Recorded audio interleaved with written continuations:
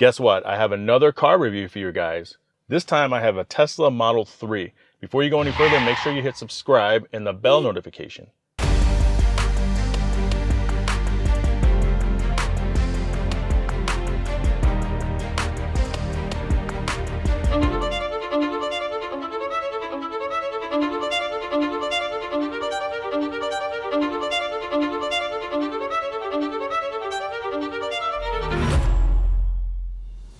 My wife has stated multiple times that she wants a Tesla. She wants a Tesla so that she could drive around with her laptop and not have to worry about the autopilot.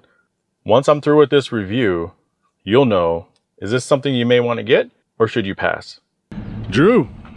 Welcome, Jay. Appreciate you coming by, man. Thank you. So tell me what do I got to do on this thing so I don't wreck it on this test drive? All right, here's your key. It does show you on the side. Wait a minute. Hold on, let me see that. This looks like a credit card. This looks like a room key to a hotel. All the Model 3s come with a key that you can obviously put in your wallet. They do also have the older key that Tesla makes for like the Model S. But it's designed where you have to touch the side of the pillar here. Okay. So you'll see the mirrors just closed in.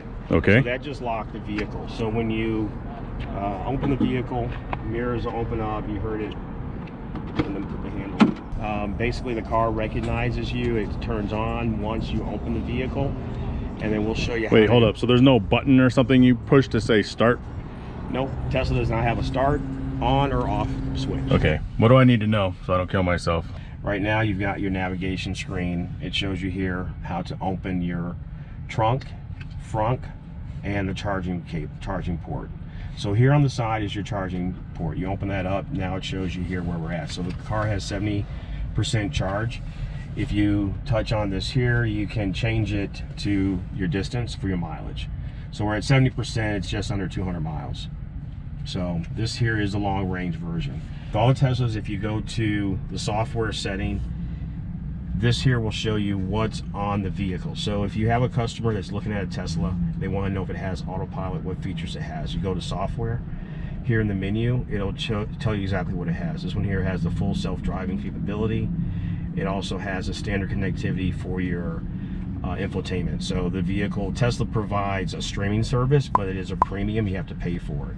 So if you click on this button here, it'll show you your streaming features. This one doesn't have it, so right now you're going to be stuck with Bluetooth. You know I'll listen to our podcast, right? Yeah, so you just throw a podcast. That's what I've got on. I was listening to, I already heard yours, so I was sure. Sure. See if I can learn how to drive the vehicle that everybody else and their mother has except for me. You know, when it comes to the tech in these cars, a lot of companies are definitely behind. But watch your screen. See how it's starting to flash blue? Let you know that, hey, it wants some feedback from the driver. So now see how the lines are blue? So now it's on self-steer. Keep your hand near the bottom of the steering wheel. If it asks you to apply pressure, you just want to apply pressure on the steering wheel. So it knows I'm alive. Exactly. Is that just for pulse? Just to know? Yep. Slash turning force. Yeah. There you go. That way it knows you're still there. All right.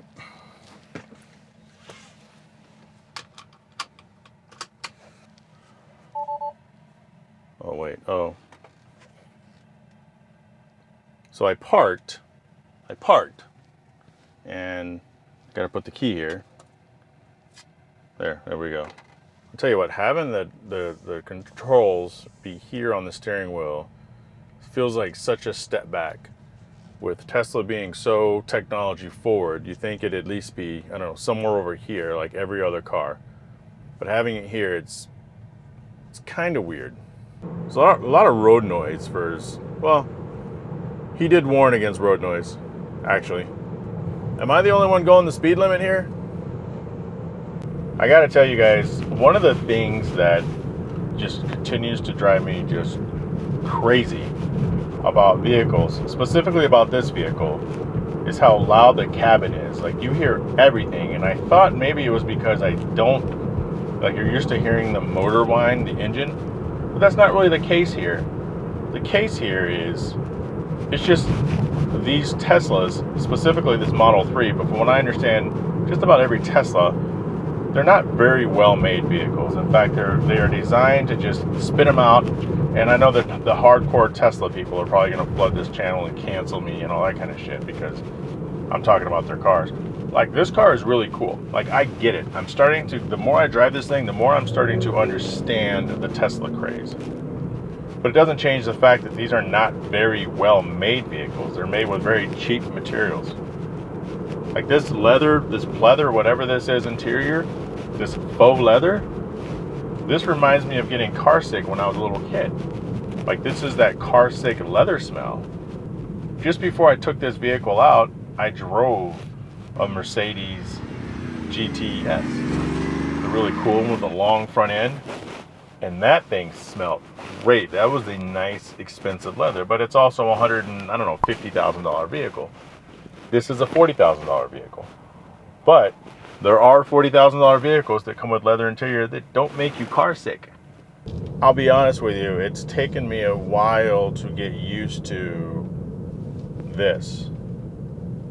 I love this big screen. I love the big screen, but it feels like my entire life, our entire lives, with the exception of people that were basically born in the last 10 years, this is it. Our entire lives is having a screen or something right in front of us, not this giant computer sitting here. And it would be nice if there were like even a HUD right here, so where you don't have to take your eyes off the road, because you are taking your eyes off the road every time you look at this center. Now, I know it has the auto drive or whatever we're calling it, but you still have to keep your hands on the wheel, so you still have to actively kind of engage. But I don't know, maybe that's the trick. Maybe the trick is designed to have you focused. Whoa. Not a big fan of the autopilot yet. I've said that more than once. I'm thinking maybe because it's this specific software version in this specific vehicle, it's the beta version, but I'm not convinced because you have to pay attention to it every 5 seconds, 10 seconds, whatever. Now I'm driving, I have it on auto drive, but I'm actually physically driving. My foot is on the throttle. Be nice to try that out. Lights display, other display, headlights, so everything is from here. And that's going to take some getting used to. Let's see if this thing stops on its own and navigates through. Is it going to hit that? Don't hit it. Don't hit it. Don't hit it. Whoa. So this thing started freaking out because between slowing down, having to turn, me not putting my hand on the wheel to give it some sort of assist, it just started freaking out. So as you guys know, I'm all about the little things. And one thing I just can't seem to get over, and those of you that's had Teslas or have Teslas forever, they can't, so as long as they came out in 2012, 2013, is the key. This key is like a hotel room key or an ID badge or a really flimsy shopping cart. And this gets you in the car. This locks the car. This tells the car by a slight swipe across the center console that you are in the car, you have the key, and you are ready to drive. Now, I understand why places have tangible keys, because what happens if your battery dies? But if they can do this for many years now, why do other car manufacturers insist on the giant keys? This is all you need. Years ago, I had an Acura, an Integra, and the valet key came, and it was like slid into something a little thicker than this. So if this is the main key and the valet key was the backup key, I can understand that, but that's one thing that Tesla has managed to do that I'm just amazed. I am amazed. I'm amazed at that. I'm amazed at some of the technology with the navigation, how it just knows there's cars around you. It just knows a light just turned red and green. That's amazing to me. Driving this thing around though, the steering, it's incredibly responsive. I expected this thing to feel like nothing, and it actually feels like something. Now, someone said that this feels like they described that like, woo! There we go. A friend of mine told me a buddy of his described a Tesla like a golf cart. Definitely not like a golf cart. I've driven one of those. This isn't that. This is... But it does take some getting used to. I gotta be honest with you. One of the major pros of this vehicle, imagine all Teslas, is the instant torque. And I can't get used to it. It's holy shit, that is incredible. In fact, it's so incredible. I've always suffered from a little bit of motion sickness, and I actually feel it every time I get on, I can't call it the gas, every time I get on the throttle, I start to feel it a little bit in my stomach, and it kind of pits. I'm like, oh, here we go again. That's phenomenal. That's one thing that Tesla did that is just phenomenal.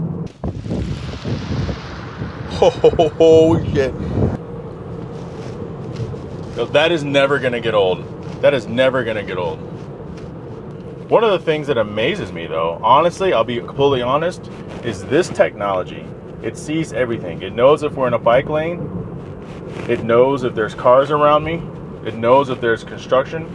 Granted, I have to touch the wheel every once in a while, but for the most part, this thing is it's steering on its own. And that kind of technology is, to me, it's just absolutely incredible that we have that in cars today. Apply slight turning, so it wants me to kind of grab the steering wheel here, and then it goes back into auto mode, which is, again, kind of my complaint that if it's truly self-driving, I shouldn't have to touch anything, and it just kind of follows the curve. See the construction cones? It wants me to grab the wheel again. What happened was I didn't grab it fast enough, and the lines turned off. So I gotta re-engage it. And now we change lanes and just watch it do its own thing. As it keeps the curve, it keeps turning. That's cool. You know what's crazy about this acceleration is it seems like it's just too much. I know that sounds ridiculous to say as a car person, but everybody has one of these cars, it seems. There are Teslas here in Phoenix. Like, I probably see 30, no less than 30 a day, and that's when I'm not counting. To think that coming from a modified vehicle that I made really fast, to think that everybody else on the road driving one of these things could destroy me whenever they wanted to, it's kind of weird and humbling. Like, I would say, like, reserve the big speed Teslas for people who want that. Yeah, there's a red one right there. And it's just as fast. It's a Model 3. You can tell by the little headlights. And then for normal people, normal commuters, people who aren't even car people, give them their speed, but I mean, they don't have to have ludicrous speed. It's crazy. I'm surprised there's not more accidents out there. Or people just are afraid to use all that torque, that motorized torque. So I have several, like, I'm conflicted on how I feel about this Tesla after having it a couple days. First off, let me turn the air conditioner down. I left it on purpose. It is on 9 out of 10. Let me turn it down a little bit so that I can record this video. Now the problem with it is now it's on 5. And 5 is not adequate. Why is this a problem? The problem is with the air conditioner, unless it's on full blast, you're going to sweat. Every time I've gone for a drive during the day, my back has gotten hot. This thing has heated seats. It does not have cooled seats. Another thing is this roof. This is super cool. This is also super hot. That's hot. That's very hot, which means the top of my head gets hot, which means the rest of the cabin is fighting the air conditioner. So unless you're on 10 out of 10, you're going to get hot driving this thing around the Phoenix area. Let's take a look at what kind of room this thing has on the inside. This is going to be my quickest interior review because not a lot of stuff to talk about here. First things first, it is finished in not necessarily the most luxurious of things. It's very simple, very basic. This door handle is actually the button. This is what gets you out of the car from inside. It took me a while to figure that out. Going on here, this is, I don't know if this is real wood or not. Doesn't matter. It's not very nice. And then these seats are not leather, they're kind of like vinyl. They smell like, they remind me of when I was a kid, when I would get car sick. That's not a good thing. Other than that, it's actually very roomy on the inside. Let's take a look around the back. Rear passengers, pretty straightforward. This is like an airplane seat pocket, we'll call it from now on. The most simple of vent designs here. There's no control in the rear, but there are 2 USB slots. This is a bare bones vehicle. This is an entry level. This is a Model 3. It's a very fast Model 3. That thing is huge. There is a lot of room in that trunk. Really, the interior of this thing, this vehicle is, I'm glad I got to drive it. Is it something I would want? Is it something I would maybe purchase one day? Maybe. My wife was really wanting one of these vehicles, but the problem is she didn't really like the auto drive, the autopilot. And I kind of agree. If you have to interact with it that much, then I would say it's not worth that extra package, although I have friends that swear by it. So maybe we just have like a bad software version, but I can't really see myself buying a Tesla anytime soon. But millions of people can't be wrong. And I have friends that I respect a lot who have Teslas and love them. Just for me personally, I'm not in the market for one. I understand people's love for a Tesla. I understand it a lot, really. The more I drove it, the more I would say that I liked it more and more. But I would have to get the upgraded interior if that's an option, with real leather or cloth. Other materials, kind of cheap. I think I would definitely go for the 220 charge. The 110, it just charges too slow. 1 in 5 people, statistically, you can look it up, 1 in 5 people who bought an EV returned the EV because it's just too much of a hassle. First world problems, right?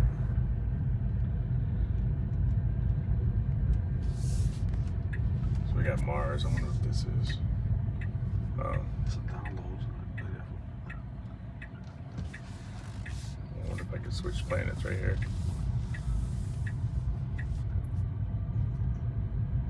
That's silly.